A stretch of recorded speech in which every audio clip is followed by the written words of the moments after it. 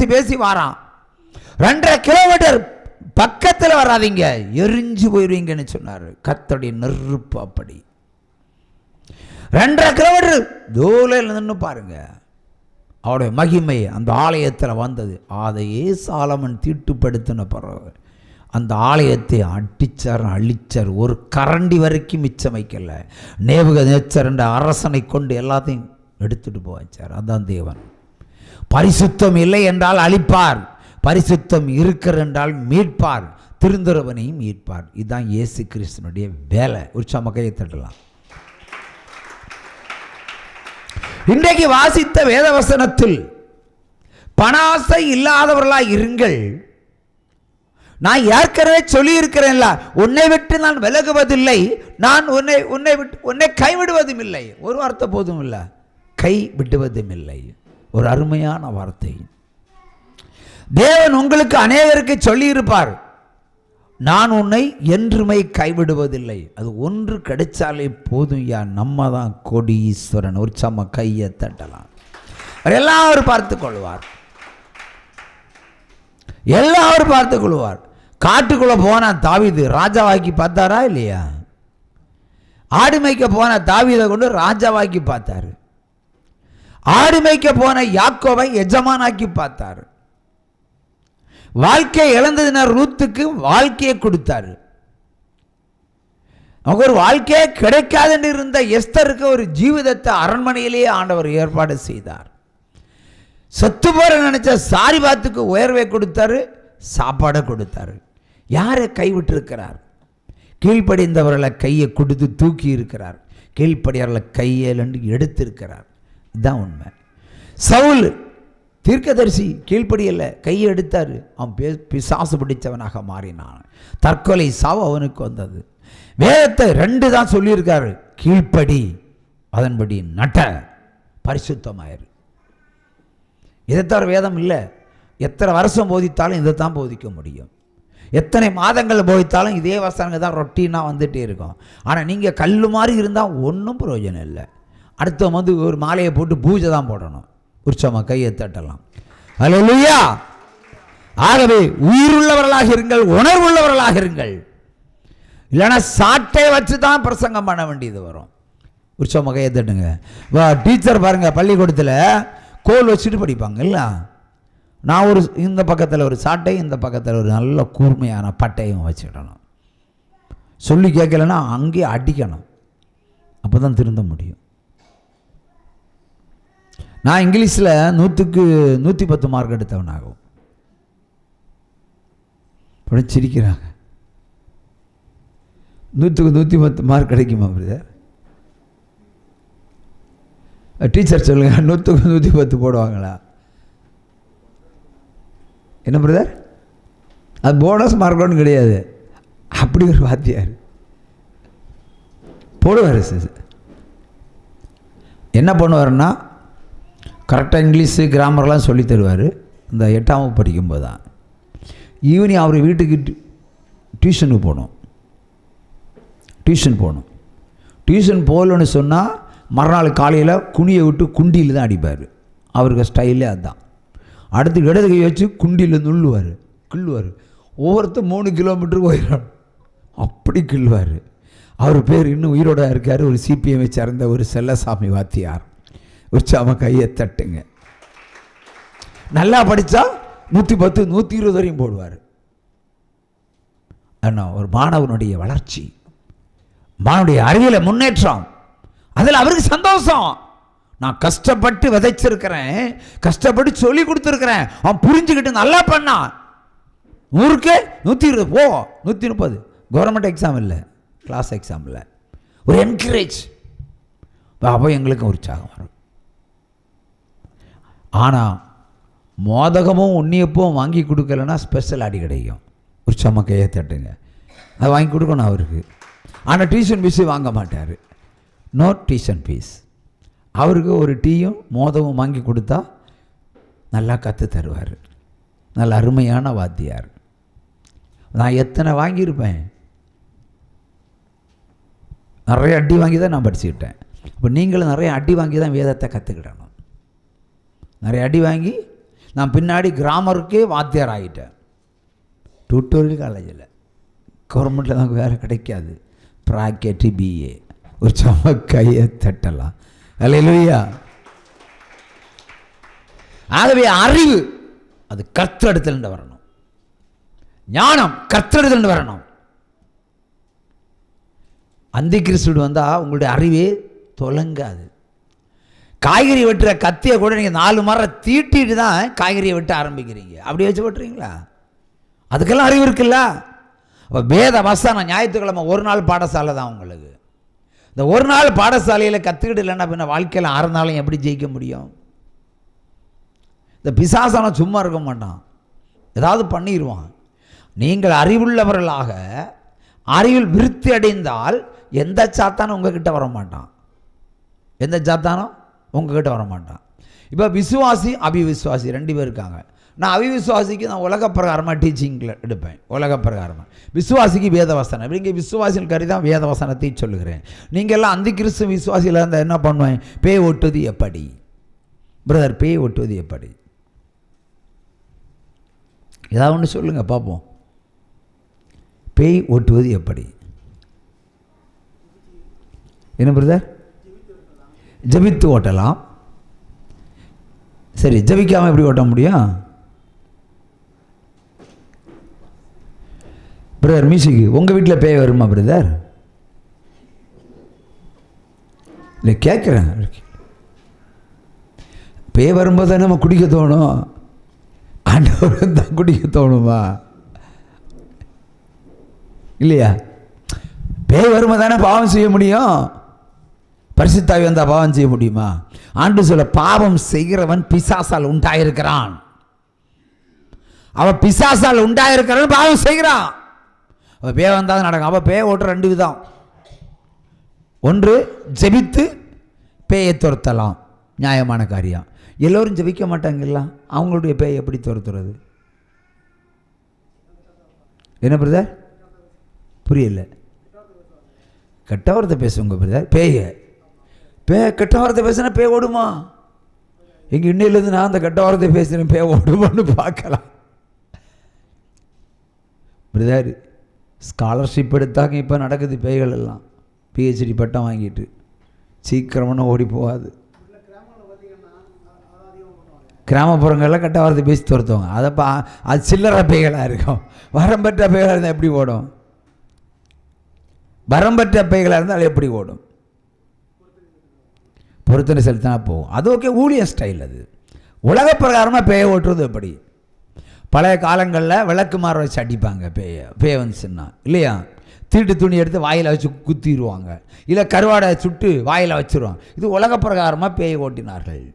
ஆனால் இப்போ எல்லாம் அந்த மாதிரி பேய்கள் ஓடாது சிஸ்டர் பிரதர். நான் சொல்லிக் கொடுப்பேன் சிலருக்கு. வீட்டில் பயங்கர பேய் தொல்லையா, உன்னால் ஜெபிக்க முடியலையா, சபைக்கு வர முடியலையா, கடையில் போய் கொஞ்சம் கடுகு வாங்கு. ஒரு ஓட்டை சிரட்டை, தேங்காய் சிரட்டை, அது பெண் சிரட்டை, ஆண் சிரட்டை இல்லை, பெண் சிரட்டை. அந்த பெண் சிரட்டையை 3 ஓட்டையை போடுறு. ஒரு பேப்பரில் கடுகை வச்சிரு, வீட்டு வாசலில் கடுகு வச்சிரு. பே வரும். ராத்திரி 12 மணிக்கு வண்டி வரும். வருமா? இப்போ தனசிங் வீட்டுக்கு போகணும்னு நினைக்கிறோங்க. அது வண்டி நல்லா பாலூர் தாண்டி கருங்கல் தாண்டி வருதுன்னு வந்தாச்சு. இறைச்சல் வரும்போதெல்லாம் அந்த பேகே ஸ்மெல்லில் நான் இருந்தால் பேகே ஸ்மெல்லை மனசிலாக்கிடுவேன். வந்தாச்சுன்னா வரும், ஓடி வரும். இன்னும் தனசிங்க தூக்கணும்னு சொல்கிறோம். வந்தாச்சுன்னா கடுகை பார்க்கும். கடுகை பார்த்தா அது ஹாப்பி ஆயிரும். கையை தட்டலாம். சோதிச்சு பாருங்க. உடனே பார்க்கும், ஆஹா, நமக்கு விளையாடுவதற்கு சிரட்டை இருக்கிறது, கடுகு இருக்கிறது. இந்த சிரட்டையில் இந்த கடுகை போட்டு நிறைப்போன்னு நினச்சி ஒவ்வொன்றா தூக்கி போடும். ஓட்டை சிரட்டை கையில் வச்சு, இதுக்கு கையை ஓட்டை, இந்த ஓட்டை சிரட்டை கையில் ஓட்டை கையை வச்சுக்கிட்டு கடுகை போட்ட நிறைக்க முடியுமா? நிறையாது. அப்படியே எண்ணிகிட்டே இருக்கும், போட்டுகிட்டே இருக்கும். ஒரு நாளும் நிறையாது. மறுபடியும் ரிப்பீட் பண்ணிகிட்டே இருக்கும். இதுக்காக 4 மணி சாவகோழி கொக்கோன்னு கூவும், ஓடி போயிடும். ஒரு நாள் தப்பித்து போகலாம். நிரந்தரமாய் தப்பித்து போக வேண்டுமானால் இயேசு கிறிஸ்து தான் வேண்டும். உச்சம கையை தட்டலாம். அல்லேலூயா. இதெல்லாம் சொல்லித்தரக்கூடாது, இது ஆர்டினரியாக சொல்கிறது, மாமிசமாக சொல்கிறது. ஆனால் நமக்கு ஆவிக்குரிய வசனம்தான் பேயை துரத்துறது. சங்கீதம் 76:11-12 உன் தேவனாய கர்த்தருக்கு உன் பொருத்தனை செலுத்து, அவரை சூழ்ந்திருக்கிற அனைவரும் பயங்கரமானவருக்கு காணிக்கைகளை கொண்டு வர கடவர்கள், அப்பொழுது பிரபுக்களின் ஆவியை அடக்குவேன். அப்பொழுது கண்டிஷனை தான், பிரபுக்கள் என்ன தேவர்கள், வசனத்தின்படி தான் நம்ம நிற்கணும், அப்படி தான் பேய் ஓட்டணும். ஆனால் இப்போ லேட்டஸ்ட், இது ஓல்டு பேஷன். இப்போ லேட்டஸ்ட்னா ஆவியிலே பேய் வருது. உங்கள் ஆவியில் பேய் இருக்கும் தெரியாது. இங்கே இருந்து அல்லேலியா சொல்லிட்டு இருப்பியா? இங்கிருந்தே என்ன பண்ணுவியா? கையை தட்டி அபிஷேகத்தில் இருந்து எழுவியா? ஆனால் மனசு மட்டும் வேறு மாதிரி சொல்லும். நான் எப்படி சொல்லிகிட்டு இருப்பேன், உங்களுக்கு மனசு வேறு மாதிரி எனக்கு எதிராக பேசிக்கிட்டு இருக்கோம். அதுதான் இப்போ ஒரு பாட்டு பாடுறோம், நான் ஒரு பேயை பார்த்த ஒரு பாட்டு. ஆனால் பாட்டு பர்க்மான்ஸ் பாட்டு, யாருக்கு நீ பாடி இருக்கிறோம் பிரதர். பிதாவே ஆராதிக்கின்றோம், இயேசுவே ஆர்ப்பரிக்கின்றோம், ஆவியானவரே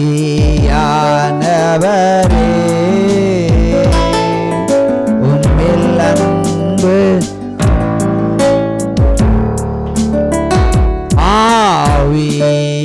ஆவியானவரே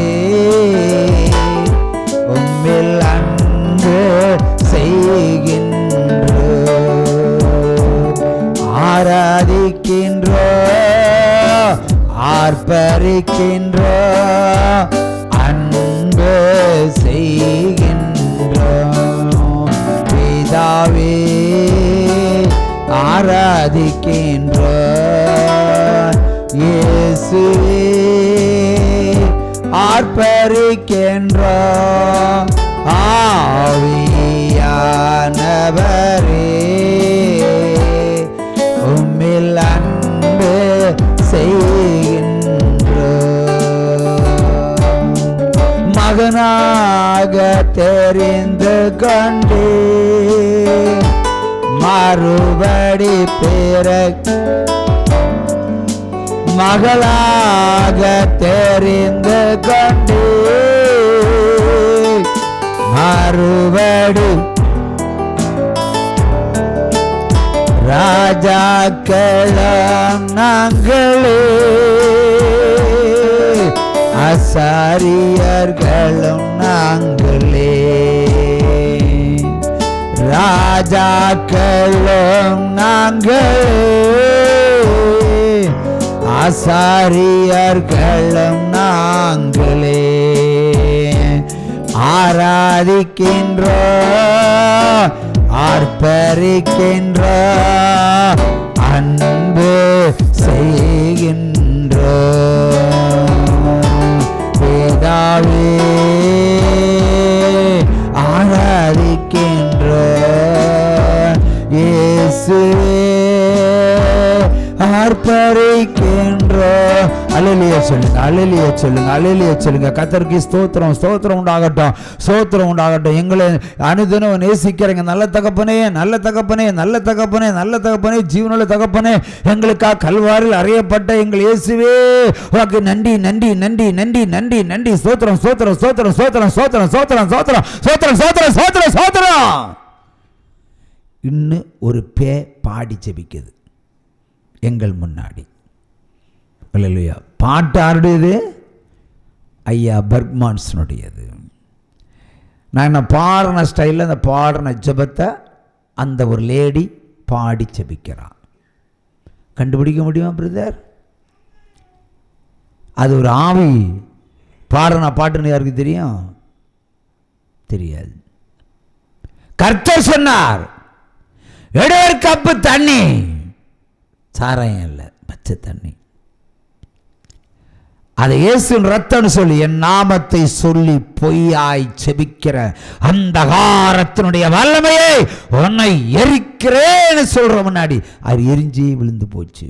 என்னை எரிக்காதேன்னு சொல்லிட்டு ஓடி போச்சு சாத்தான். இன்றைக்கு கிறிஸ்தவர்கள் மத்தியில் உலாவுகிற ஒரு அந்தி கிறிஸ்தனுடைய ஆவி எல்லா வேஷத்தையும் போய் அபிஷேகத்தையும் தரித்து வரும். ஜாக்கிரதையாக இருக்க வேண்டும். அல்லேலூயா. ஏனென்றால் அதுக்கு பிறகுதான் அந்த புள்ள சொல்லுது, அந்த பொண்ணு சொல்லுது, நானும் ஞானஸ்தானம் எடுத்தேன் யெகோவா சபையில். உன்னை எனக்கு இதுக்கு முன்னாடியே தெரியும், உன் சபைக்கே வந்திருக்கிறேன். ஆனால் பாடுறது எப்படி? பாட்டு. நாங்கள் ஜெபிப்பதற்கு ஆயத்தப்படுவதற்கு முன்னாடி அது முழங்கால் படிட்டு அது ஜெபிக்க முந்துச்சு. அதான் பிசாஸ். அவை இன்று வேத வசனத்தை ஊழியக்காரர்களும் சொல்லலாம், அவருக்குள்ளே இருக்கிறது எந்த ஆவி என்று நீங்கள் அறிந்து கொள்ள வேண்டும்.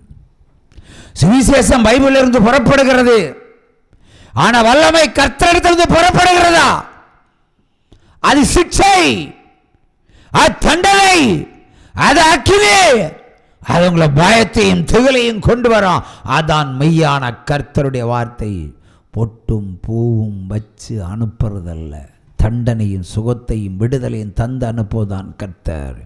யாக்கோவின் தேவன் என் தேவன், எனக்கென்றும் துணையவரே, என்னாலும் நடத்துவாரே. யாக்கோவின் தேவன் என் தேவன், எனக்கென்றும் துணையவரே, நடத்துவாரே. ஆமென் சொல்லுங்க. ஆகவே ஒவ்வொருவரும் எச்சரிக்கையாக இருக்க வேண்டிய காலம். உங்கள் உள்ளத்திலேயே குடியிருப்பான், உங்கள் இருதயத்திலே இருப்பான். 2 விதமான விதைகளை போடுவான். மாறுபாடான சிந்தனைகள் உங்களுக்கு உண்டாகும், குழப்பங்கள் உண்டாகும், கலக்கங்கள் உண்டாகும். தெளிந்த புத்தியை அவன் கெடுத்து போடுவான். சஞ்சலம் தவிப்பும் வரும். வேதத்திலே குழப்பங்களை ஏற்படுத்துவான்.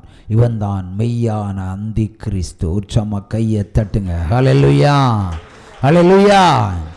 மெய்யான அந்தி கிறிஸ்து நம்பர் என்ன? 666